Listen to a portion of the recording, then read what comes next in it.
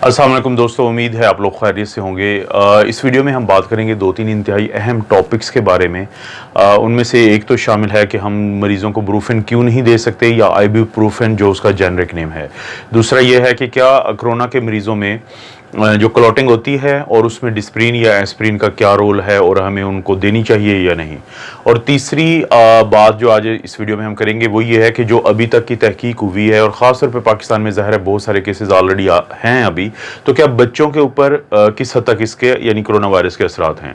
इन सब बातों पर जाने से पहले मैं आपको एक वीडियो दिखाता हूँ जो मैंने कल ये शॉट की है। तो मैं देख रहा था कि ये आप नोट करें कि गवर्नमेंट की तरफ से ये एक गाड़ी है जो कि बेसिकली डिसइंफेक्शन का काम कर रही है और ये मुख्तलिफ इलाकों में जो डिसइंफेक्टेंट हैं उसको स्प्रे कर रही है। ये हुकूमत की एक 4 नुकाती पॉलिसी है, कोरोना के ख़िलाफ़ उस जंग का हिस्सा है जो कि हमारी भी ज़िंदगी में अब शामिल होना चाहिए। और ये वो 4 पॉइंट हैं जिनको फॉलो करते हुए हम काफ़ी हद तक कोरोना पे काबू डाल सकते हैं। और ये 4 पॉइंट क्या अगर हुकूमत और आप कोरोना के ख़िलाफ़ ये जंग जीतना चाहते हैं तो 4 ऐसे पॉइंट्स हैं जिसका ये वीडियो भी हिस्सा है जो आपने अभी गाड़ी की देखी है। कि पहले तो ये है कि आप डिसइंफेक्ट करें। ये गाड़ी गलियों को कर रही है और बाहर के एरिया को कर रही है। आप घरों में डिसइंफेक्टेंट्स यूज़ कर सकते हैं, स्प्रेज यूज़ कर सकते हैं ताकि वायरस को मारा जाए। दूसरा स्ट्रेटजी है प्रिवेंशन की कि आप इस वायरस को अपने पास अंदर दाखिल ही ना होने दें। उसमें है कि आप फेस मास्क इस्तेमाल करें, आप हैंड वॉश करें साबुन और पानी से 20 सेकंड के लिए, आप सैनिटाइज़र्स यूज़ करें अगर आप हैंड वॉश नहीं कर सकते। और फिर एक है स्मार्ट लॉकडाउन, क्योंकि हमने देख लिया है कि ना तो हम मुकम्मल लॉकडाउन कर सकते हैं और ना ही मुकम्मल लॉकडाउन ख़त्म कर सकते हैं।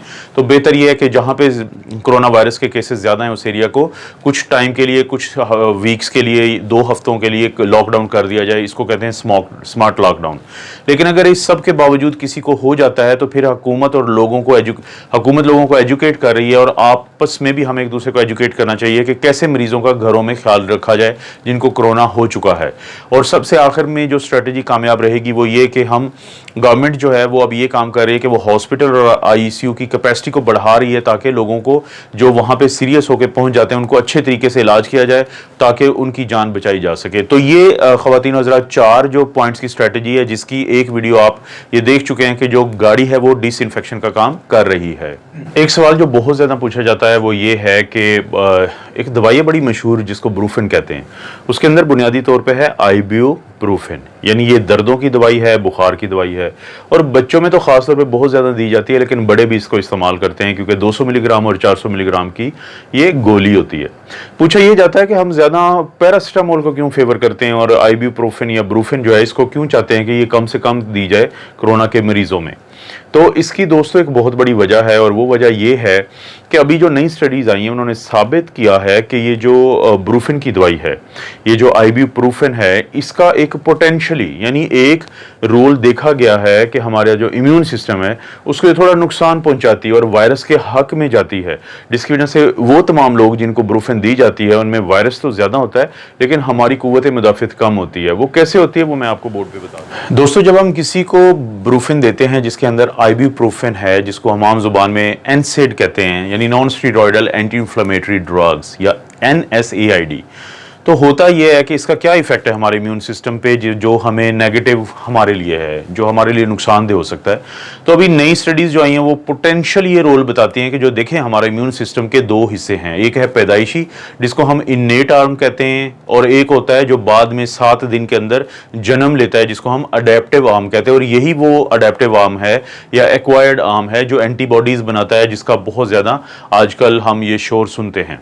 तो होता ही है बुनियादी तौर पे कि ये देखें ये कोरोना वायरस है, ये जब हमारे जिस्म में दाखिल होता है तो हमारा जो पैदाइशी इम्यून सिस्टम है या इन्नेट इम्यून सिस्टम है जिसके अंदर मैक्रोफेज और नेचुरल किलर सेल्स होते हैं, तो वो फौरी तौर पे इसको पकड़ के या तो हलाक कर देते हैं, मार देते हैं, या और इसके कुछ हिस्सों को, जैसे ये स्पाइक प्रोटीन है रेड वाली, या फिर ये फ़र्ज़ करें कि M या E प्रोटीन है या ये RNA, इसको में से किसी को पकड़ के तोड़ के इस अडेप्टिव आर्म का एक हिस्सा होता है जिसको हम नाइव टी सेल कहते हैं, उनको दे देते हैं। वो फिर आगे एक और टी सेल टी हेल्पर 2 को देते हैं हैं, फिर बी सेल को देते हैं और वहाँ से एंटीबॉडीज़ बनती हैं, तो फिर भी वायरस मारा जाता है।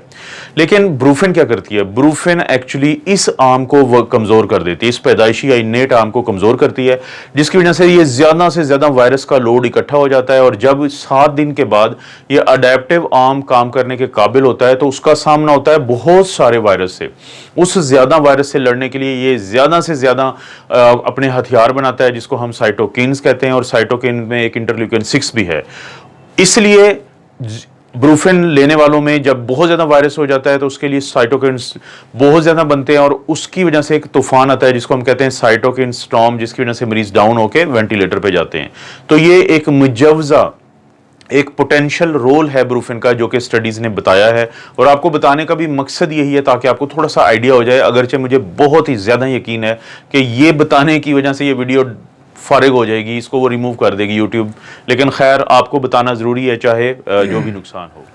दोस्तों, एक और सवाल जो बहुत ज़्यादा पूछा जाता है वो ये है कि क्या कोरोना वायरस के जो मरीज़ होते हैं उनमें ब्लड क्लॉटिंग का इशू ज़्यादा होता है, और क्या हमें उसके लिए डिस्प्रिन, जिसको हम आम जुबान में एसिटाइल सैलिसिलिक एसिड कहते हैं और आप उसको एस्प्रिन के नाम से भी जानते हैं, क्या हमें देनी चाहिए? तो दोस्तों, जो भी कोरोना के मरीज होते हैं जिनमें कोरोना की जो मर्ज है उसकी शिद्दत या तो ज़्यादा हो, या फिर उन मरीजों की उम्र ज़्यादा हो, जैसे 40 साल से ज़्यादा के हों, या फिर उनमें शुगर, ब्लड प्रेशर, दिल का मसला या कोई और भी ऐसी अलामात हों, तो बिल्कुल इस चीज़ के चांसेस होते हैं कि उनमें क्लॉटिंग बन सकती है। क्योंकि ये क्लॉटिंग कहाँ पे बनती है? ये जो फेफड़ों के अंदर खून की नालियाँ होती हैं, छोटी छोटी नालियाँ जिनको हम कैपिलरीज कहते हैं, ख़ास तौर पे ये उनको मुतासिर करती हैं। तो इसीलिए हम वो ऐसे तमाम मरीज़ों में कोशिश करते हैं कि अगर कोई कॉन्ट्राइंडिकेशन नहीं है, कॉन्ट्राइंडिकेशन किसे कहते हैं कि एक दवाई के इस्तेमाल से अगर नुकसान ना हो जाए। मिसाल के तौर पे अगर एक शख्स है, उसका ब्लड प्रेशर बहुत ज़्यादा है, तो आप उसको खून पतला करने वाली दवाइयाँ आमतौर पर नहीं देते या कम से कम देते हैं। और इसी तरह से अगर किसी को जिगर का मसला है या कोई भी ऐसा मसला है जिसकी वजह से या तो प्लेटलेट्स कम है या खून पतला है, तो आप उसको खून पतला करने वाली दवाइयां मजीद नहीं देते। लेकिन इसके अलावा तमाम लोग जिनमें रिस्क फैक्टर हैं, जिनमें कोरोना पॉजिटिव आ गया है, जिनकी हालत ख़राब होने का डर है, तो उनको आप हॉस्पिटल्स के अंदर तो हम आम तौर पे खून पतला करने वाली दवाइयों का एक बहुत ऊपर का दर्जे की दवाई देते हैं, जिसको हम क्लेक्सेन, एनॉक्साप्रिन या हेपरिन कहते हैं। लेकिन घरों में हम ज़रूर तजवीज़ करते हैं कि जो डिस्प्रिन है, जो बुनियादी तौर पर एसिटाइल सैलिसिलिक एसिड है, जो प्लेटलेट्स को आपस में नहीं जुड़ने देती, क्योंकि थ्रोम्बोसिस जब होती है या क्लॉट बनते हैं उसमें प्लेटलेट्स आपस में करीब करीब आती हैं। तो हम ये कहते हैं कि वो मरीज दिन में एक दफ़ा कम से कम, जब तक उनको ये कोरोना का प्रॉब्लम चल रहा है, वो लोप्रिन की गोली लें। लोप्रिन बुनियादी तौर पे इंटेरिक कोटेड है। इंटेरिक कोटेड का क्या मतलब है कि ये मैदे को जख्म नहीं पहुंचाती, मैदे में ये अल्सर नहीं करती, इसीलिए इसको इस हालत में दिया जाता है ताकि जब ये मैदे से गुजरे तो ये डिजॉल्व ना हो, ये हल ना हो, ताकि उससे आगे जाकर हल हो। इसके मुकाबले में डिस्प्रिन इंटेरिक कोटेड नहीं होती है, तो वो तमाम मरीज जिनको अल्सर का भी प्रॉब्लम है, वो मैदे की दवाई जैसे ओमेप्राजोल है या पीपीआई या प्रोटॉन पंप इनहिबिटर्स जिन्हें हम कहते हैं, उनके साथ लें। लेकिन इस दवाई के लेने का ये फायदा होगा कि जो क्लॉटिंग का मसला है वो कम से कम होगा। और इसी तरह हम साथ में कहते हैं, एक होता है जिसको हम कहते हैं म्यूकोलेटर साशे, उसके अंदर होता है एन एसिटाइल सिस्टीन या NAC कैपिटल लेटर्स में अगर मैं बात करूं, तो हम वो भी देते हैं ताकि खून की नालियां जो खास तौर पे हैं लंग्स में, फेफड़ों में, उनमें क्लॉटिंग का इशू कम से कम हो।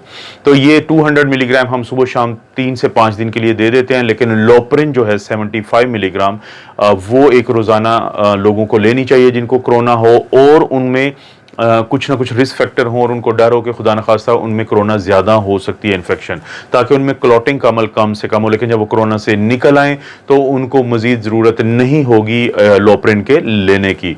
तो जो आज का आखिरी सवाल का जवाब मैं दे सकता हूँ, जो बहुत ज़्यादा पूछा जाता है, वो है बच्चों के बारे में। और पहले भी मैंने इस पर बात की है, लेकिन अभी क्योंकि तहकीक सामने आ रही हैं, स्टडीज़ सामने आ रही हैं दुनिया के मुख्तलिफ मुल्कों से, और ज़ाहिर है पाकिस्तान भी इस पूरी वबा से की जो पीक है उससे गुजर चुका है, तो हमने खुद भी अपना एक देखा है रुझान, तो बच्चों को कम से कम कोरोना होता है। बच्चे खुदा की तरफ से दी हुई कोई इम्यूनिटी से की वजह से कोरोना में से कम मुतासिर होते हैं। मैं ये कभी भी नहीं कहता कि कोई दुनिया में एक भी ग्रुप ऐसा होता है जो बिल्कुल मुतासिर नहीं होता, लेकिन हम रिलेटिविटी में बात करते हैं, हम तनासुब में बात करते हैं कि तनासुब क्या होता है बच्चों का, बड़ों का, बूढ़ों का, शुगर वाले मरीजों का। तो इस कॉन्टेक्स्ट में तो बच्चों के एक तो कोरोना उनको बहुत कम होता है, और दूसरा ये होता है कि अगर हो भी तो वो बहुत जल्द बेहतर हो जाते हैं, ये बहुत अच्छी बात है। लेकिन तमाम वो बच्चे जो जिनकी उम्र 1 साल से कम हो, या ज़ाहिर है कि बुजुर्ग, उनमें ये चीज़ ज़रा डिफरेंट होती है। तो मैं नहीं चाहता कि वीडियो बहुत बड़ी हो, लेकिन क्योंकि एक दो अच्छे टॉपिक थे, लेकिन इंशाल्लाह कल की वीडियो में मैं ज़रूर इस पर बात करूंगा। और मेरी डेक्सामेथासोन की इंग्लिश वाली अभी भी इंग्लिश वाले चैनल पे है, क्योंकि मैं वापस आ चुका हूँ लाहौर में। अब मेरी कोशिश होगी कि मैं इंग्लिश वाले चैनल पे भी डेली ज़रूर वीडियोस डालूं, क्योंकि वहाँ से कोई वीडियो रिमूव नहीं होती है। अभी मेरी परसों वाली वीडियो भी रिमूव हो चुकी है, जो शायद ये थी कि हॉस्पिटल के चार्जेस कम होना चाहिए, और इंडिया में एक दवाई लॉन्च हुई है। लेकिन एनीवे मुझे यूट्यूब से कोई गिला नहीं है, मैं इनसे खुश हूँ। तो आप अपना और अपनी फैमिली का ख्याल रखें। अल्लाह ताला आपको और आपकी फैमिली को हर किस्म की बुराई, बीमारी और आजमाइश से महफूज रखे।